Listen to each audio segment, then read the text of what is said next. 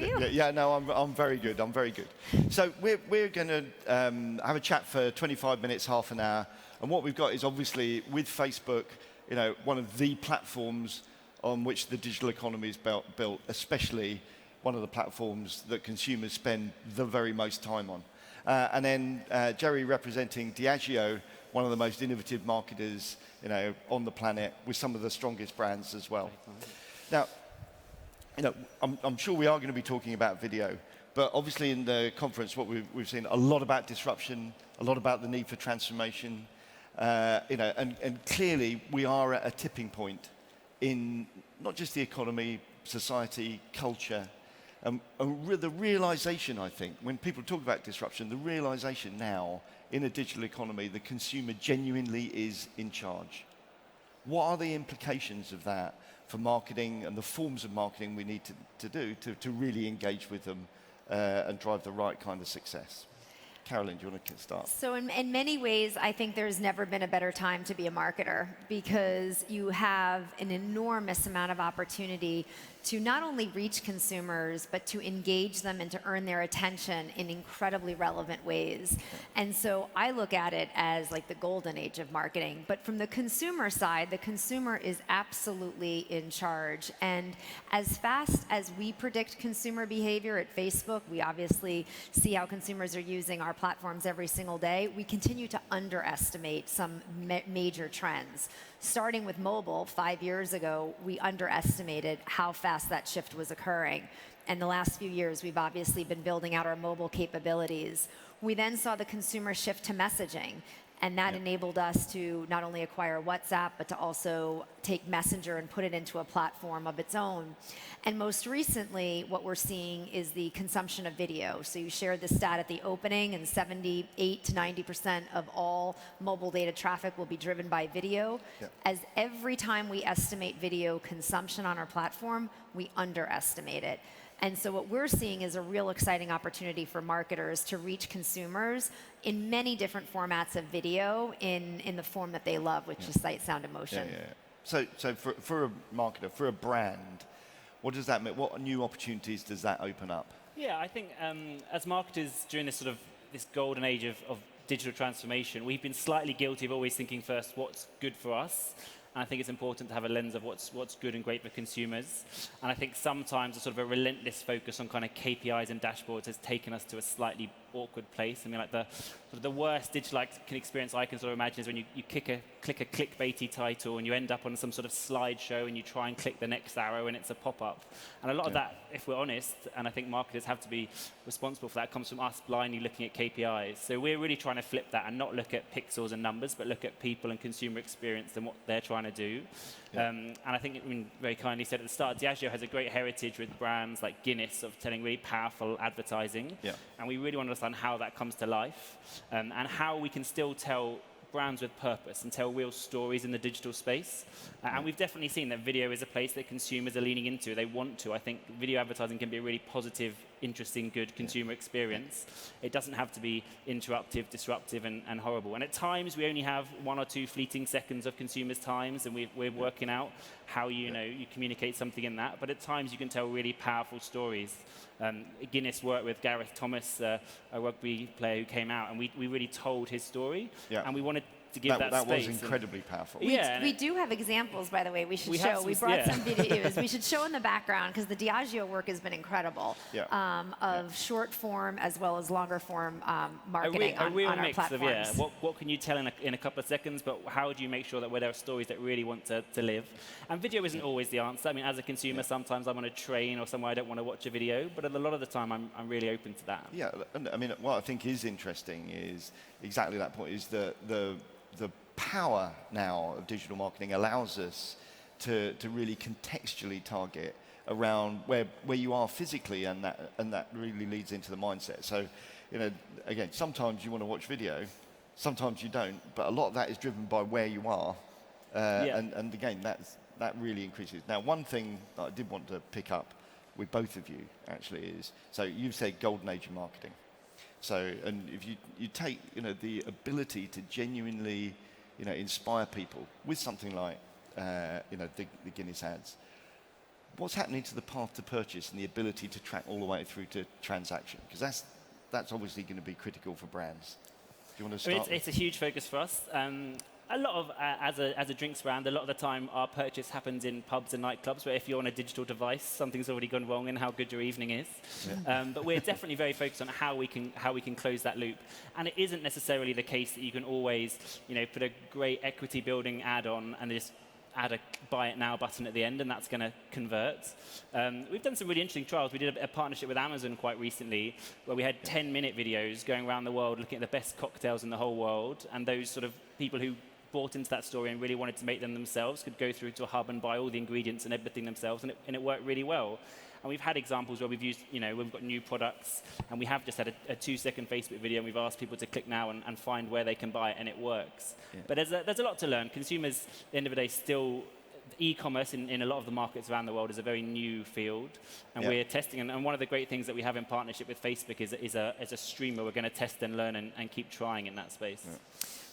From our perspective, the path to purchase funnel is completely blown up. Yep. And it is very circuitous right now. We are seeing brands that literally can go from a single message on Facebook that would be perceived as a brand top of funnel awareness message and drive somebody to an action either within the same ad unit or doing a sequential ad unit based on who actually engaged with the first advertising that they saw. And so the path to purchase is much tighter. It can go much faster. And what it's really challenging is traditional brand marketers are having to act much more like performance marketers, more like DR, e-commerce type marketers. And at the same time, DR and e-commerce marketers really want to understand how to build long-lasting brands like Guinness that have been around for decades.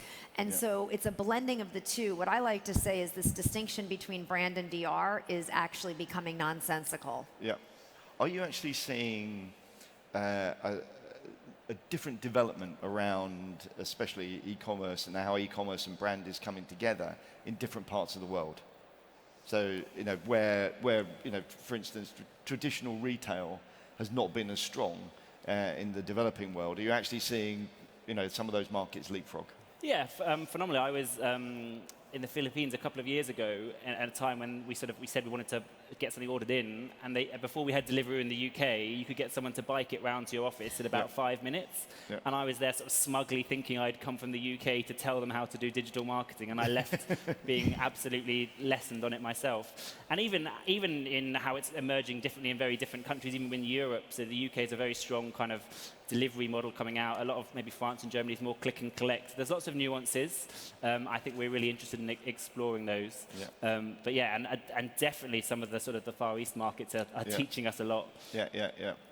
So you talked about golden age of marketing. Jerry, you actually also mentioned the consumer and the fact that so often marketers actually sometimes we're doing stuff for and thinking about it as marketing out, which is very much the old model. Right?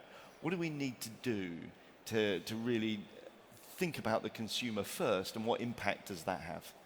I mean, you must see that a lot on the platform.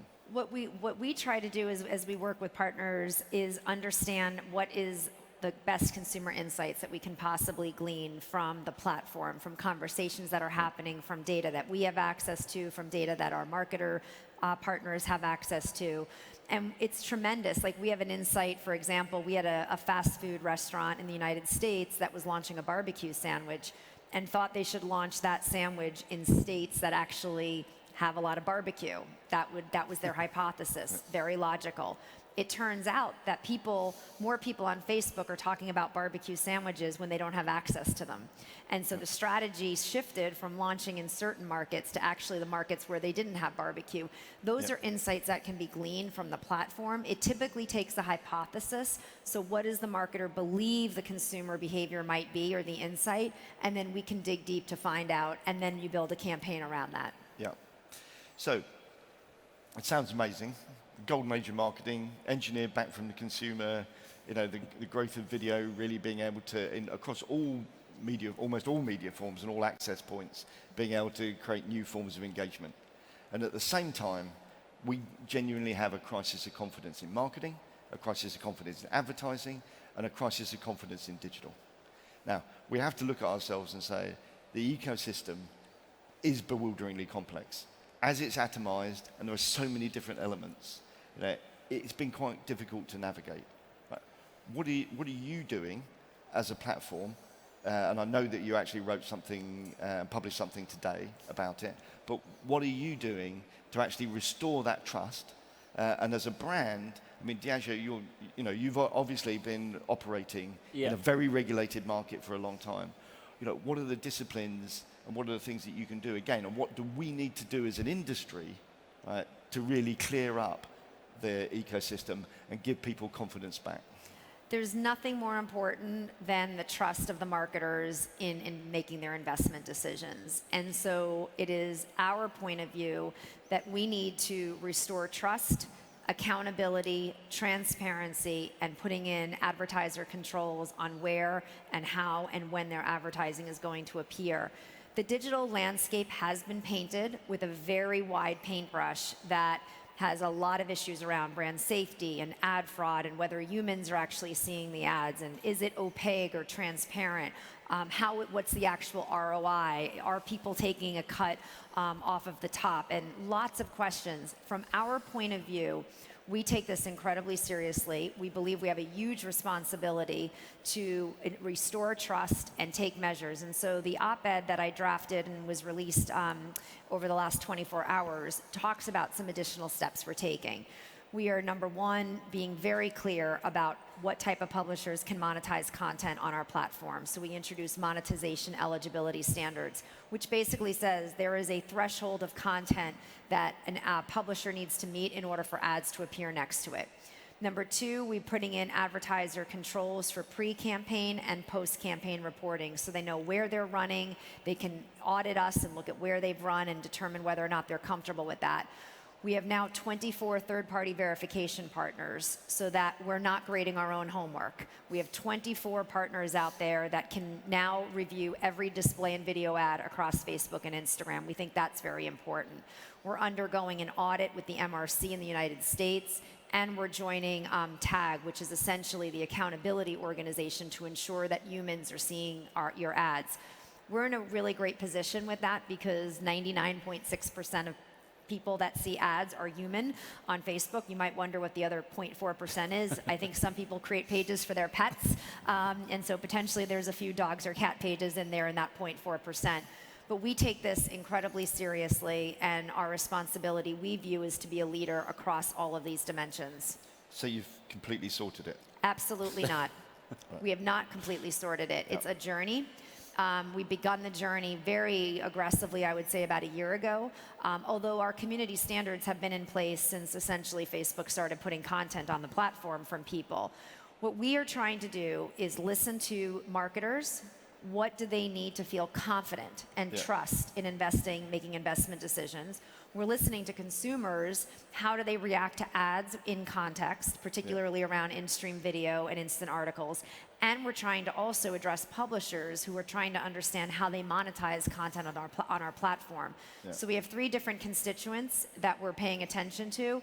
I think this is another step in a long journey to ensure that there's confidence in the ecosystem. Jerry, as a brand. Yeah, I think, like you said, Nigel, as an alcohol brand in particular, the placement of our ads has been something that has been an unavoidable priority of us since long before digital. We don't just want to appear in a traditional brand-safe environment. We want to make sure it's over drinking age, avoiding content that we wouldn't want to be associated with that's specific to alcohol. And so it's always been a big issue and a consideration for us, and we've always been very sort of tentative. Even though we're driving a big digital transformation, we'd never start working on a platform until we're really confident we can control what we're doing there.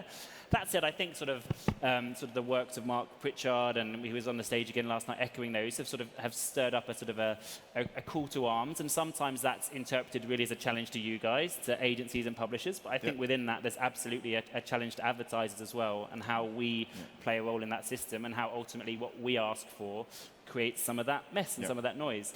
And so we've actually been working about the last 4 or 5 months through a process we call the Trusted Marketplace, which is briefing a handful of our partners we already work with and partners we really would like to work with, and grilling them on 10 different points, which includes brand safety, ad fraud, viewability, but in a very collaborative way. Yeah. Because yes, we have standards and things we want to ask for, but we also want to hear back and understand what we should be doing differently. I mean, it's a great example with Facebook where we talked to them about viewability, and we demanded an MRC standard and a certain element of that, and absolutely we can buy that on their platform. But then we're working with your team on a challenge back, because if you blindly chase viewability on Facebook, you can actually end up doing some slightly strange things like chasing older users, desktop users, people who scroll less fast. Yeah. So we're really interested in having very concrete standards and very clear transparency in particular, and transparency with the partners we're working with and where our ads end up. But we accept that as an advertiser, we have to be part of that change as well. But that's a couple of really interesting points in there. And you've obviously got the experience of having worked on the agency side and working on the brand side.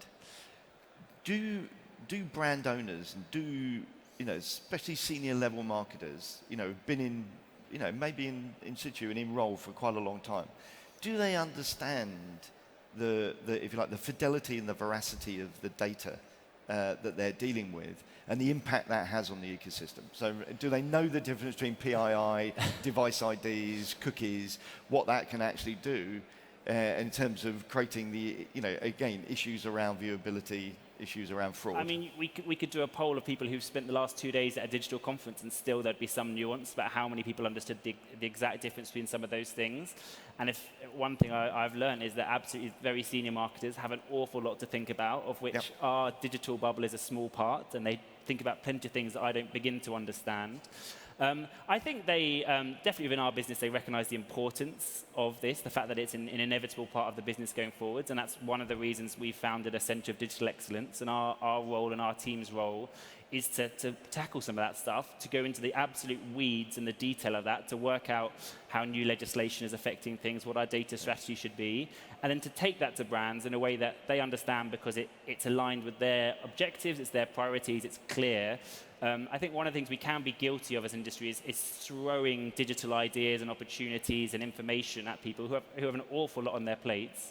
And it's our responsibility to guide them through that. I mean, absolutely, we've got a capability program. People need to know a lot more.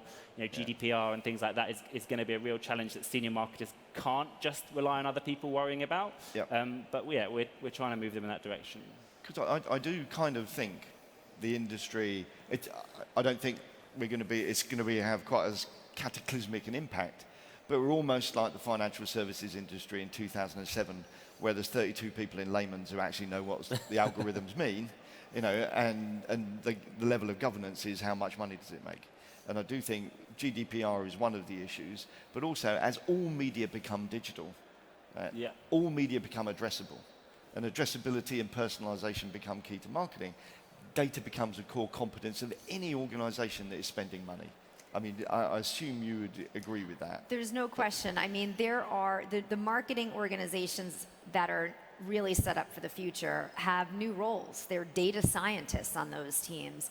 The recruiting calls that I get for referrals for CMOs, the profile is, find me who, Carolyn, is in the market that is an incredible brand marketer, but who understands digital, who understands the role of data, who understands that mobile, it has to be a mobile-first strategy, but can put it all together in a brand story. And the challenge is there are very few people, they're like unicorns out there, that actually can do the macro brand work, but also dive in and be comfortable in a conversation around the difference between PII and device ID and cookies and what all of that means. But for anybody in the audience, and as you're thinking about your career, I would say 2 pieces of advice. If you're a traditional marketer who's been doing this for multiple decades, it's not too late. You can absolutely learn this stuff. It's not rocket science, it's marketing. And it just has a little bit of a different language. And so I would encourage you to embrace it, be brave. The marketers I love to work with are the ones that have been doing this for 20 to 30 years, but they're so brave, they're willing to try something new. And if you're a digitally oriented marketer and you've just started your career in the last 10 years and that's all you know, have an appreciation for how brands are built through storytelling, sight, sound, and emotion. There's a role for both sides, but actually the real magic and the real big jobs are going to go to the people that can bring the two together. Interestingly, I was on a panel a little while back, and everyone talks about this. Everyone should learn to code. I said everyone should learn to code, but they should also do courses in philosophy and history, Yeah. because we make the same mistakes time and time again. There's no question. I mean, I'm a female in Silicon Valley in a technology company. I do not know how to code. I wish I did. I think it would be interesting, but it hasn't held me back. But what I do have is a deep intellectual curiosity. And so while I don't know how to code, I am interested in understanding the meaning behind how our products work and how the algorithms are set up. And so you don't need to be able to code if you're gone through school, but you need to be deeply intellectually curious. Okay, so golden age of marketing, reverse back from the consumer. The one thing I have to ask you is, like, so 99.6% of the people on your platform are real. But obviously, as brands, we're operating across platforms, across the whole ecosystem. The interoperability across the platforms is also key, the ability to track that. Where are we on that? Because that's just, it's a friction. Yes, there's no doubt. So here in Germany, as well as, by the way, Saudi Arabia and the UK, the survey data we have is that people at least have 2 devices. I would ask in the audience, how many people actually have at least 2 devices? A mobile, a tablet, or desktop? Right, yes. Everybody. So that's, and in the United States, 50% have 3 devices. So you are the same person, that you are on your mobile phone, and then maybe you switch to a tablet at a different time during the day, and maybe you're on your desktop, and then maybe you're watching your television, and then you're driving in your car. You are the same person. And so this multi-touch attribution and cross-device is incredibly important. The industry at large is still on last-click attribution. Yep. What is the last thing you saw that made you do an action, which ignores all of the other actions and interactions you've had through the course of a day or a week or however long the marketing message is taken to get to you. Yeah. So we're far away, in my view, but the industry has to move to multi-touch attribution and cross-device. Yeah. And ultimately outcome. No And question. So part So of the, finally, because Yes. because we're running out of time, I want you can answer that, but I want you to pull that together. Is amazing opportunities for engagement through to outcome.